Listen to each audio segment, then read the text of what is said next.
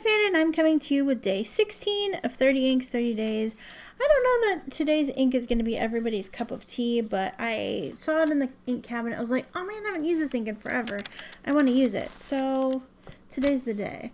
I'm using Kala Gemstone Nostalgia Opal. This is a pigmented ink. It's a very lovely gray.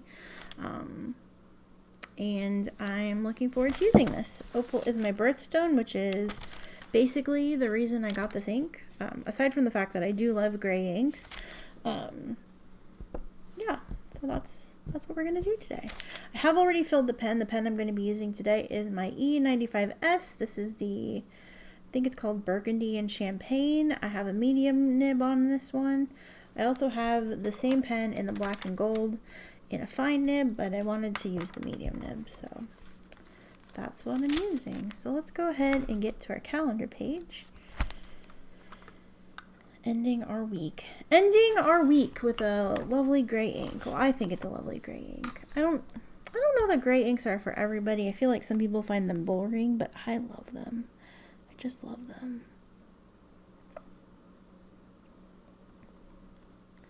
This is a pigmented ink, which may not be the best choice for this pen, but I pretty much write this pen dry immediately when I fill it, so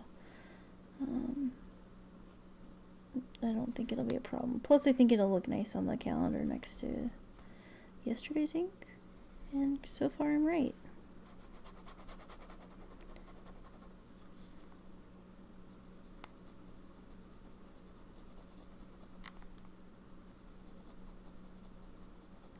Also looks really good next to last Sunday's pink ink. Kind of like its place in the lineup here. It goes down. This is another one of those inks that kind of goes down light and it sort of darkens as it dries a touch, but yeah, again, I know this isn't going to be for everybody. Kala Opal. I think it ends the week really nicely. Okay, I'm going to set that aside and we will do our splat page. I actually did a thing I don't like doing, and I used the heat gun to dry this.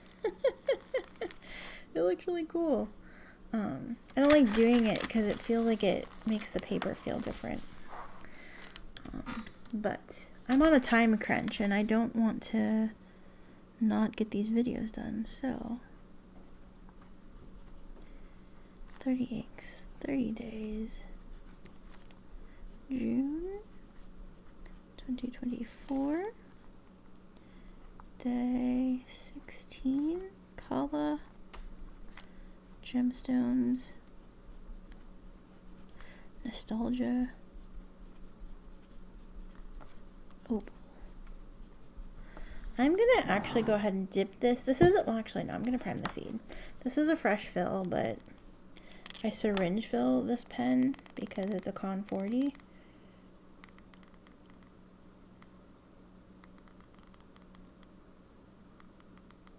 There we go. Oops, you can't do that unless you have the bottom. This is what not to do with filling your pens. There you go. This is the Pilot E95S Burgundy Champagne with a medium nib. Oh, you can see it's coming out of the pen a little darker too, a little more legible, which I like. Okay.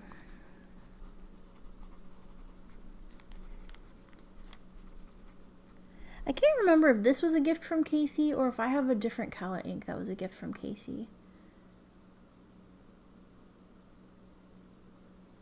Because I feel like she sent me one, but now I don't remember.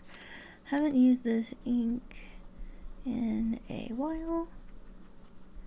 Saw it in the ink cabinet when I was getting something else out.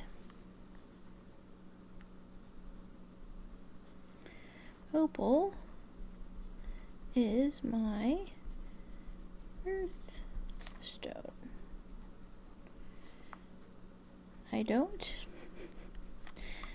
know why this ink is gray, but I love it.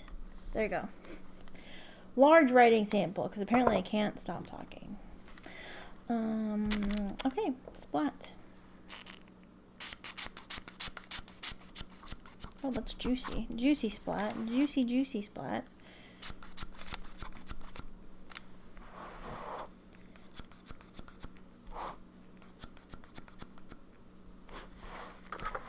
Oh, should we do this? Should we do... There. Splat.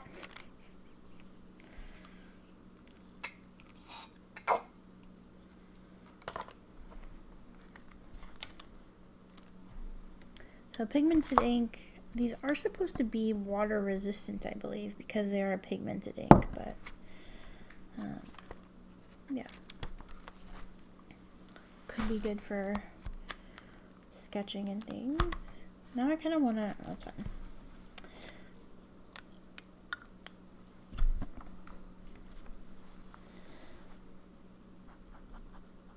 $30 inks, 30 days.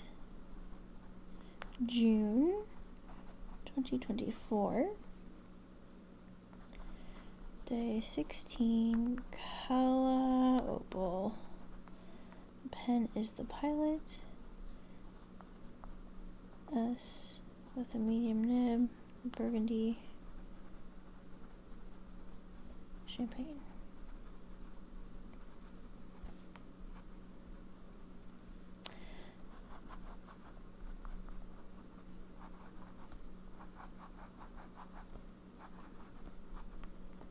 Swipe.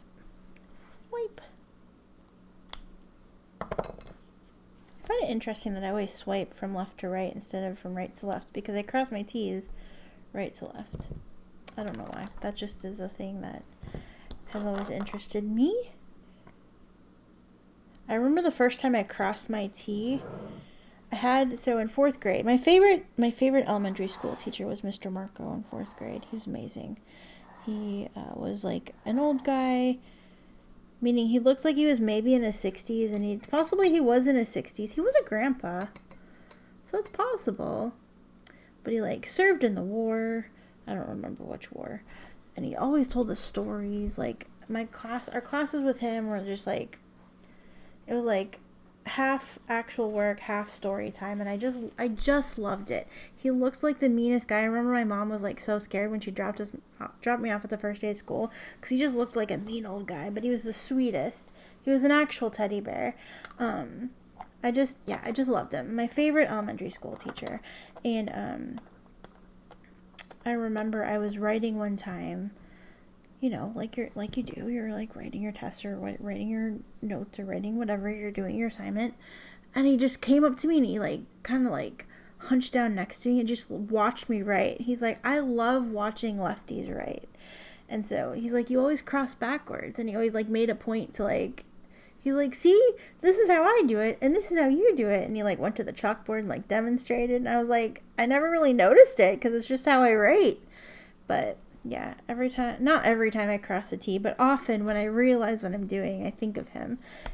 He passed away, and I had moved out of state after 5th grade, and friends that I had kept in touch with for a while, we turned pen pals when I moved out of state, and they were nice enough when he passed away, which was years later. They wrote me a letter and told me that he passed away, and a few of them had gone to the funeral, and I always wish that I had. Like, I had no business doing that. I was like in high school or whatever, but yeah. Oh, Mr. Marco. Oh, such a great guy. Such a great guy. Yeah. So anyway, that's my story. That's not really like a large, big, huge story, but yeah. I think of him sometimes when I cross my T's. Or cross my letters, I should say. It's not just T's, H's, and all of that. Yeah, so anyway. Also had a nice story from that class. Not with him, but my like 4th grade crush sat in front of me. His name was Isaac. And I remember he dropped his pencil and it rolled over to my desk, like rolled behind to me, and I picked it up and I like tossed it to him. I've told this story, I think. And I hit him square, right between the eyes, and with the eraser, thank goodness. But I felt so bad. Good memories from 4th grade. It was the first year after my parents got divorced, so it was a tumultuous time, but a good time for me. Anyway, story time with Manda. Anyway, yeah, here's our ink of the day. It's not very exciting. I admit it's not very exciting. If you don't like gray inks, this is not going to be exciting to you. But look at the shading and stuff that we get when we did the splat. Even in the writing, like we get some shading. It's subtle, but it's there. This will take a while to dry. I wonder, actually, can we, since we have it, it's dry, since the writing is dry, let's go ahead and just do a little, this is dirty water, but see, it doesn't move. It doesn't move because it's pigmented. Anyway, that was just a quick little tiny experiment. Thank you so much for watching. What did you think of the ink? Do you like gray inks? Do you think they're boring as heck? Do you have a favorite gray ink if you like gray inks? Or if you don't like gray inks, is there one that you tolerate? Let me know in the comments. My favorite ink is, you can't get it. My absolute favorite gray ink is the original formula of Birmingham Pen Company Slag Gray. But my favorite gray ink that I have in a bottle that won't disappoint me or make me sad is Jacques Herbin Gris d'Eau. And I love that ink. That gray ink is so pretty. I have it permanently inked in my Pilot Custom 823. I forgot that they put these in here. Oops. Oh, never mind. I thought it was like the color. Cal Ink used to put like a color thing in here because they have all these inks that all like look the same. So their color guide shows that they're actually like subtly different. This line has a lot of grays in it, but this one's my favorite. Because it's opal. Anyway, I said I was going to go like 73 years ago. I'm going to go now. Thank you so much for watching. I hope you enjoyed this video, and I will see you tomorrow with day 17 of 30 Inks 30 Days. Take care. Bye-bye.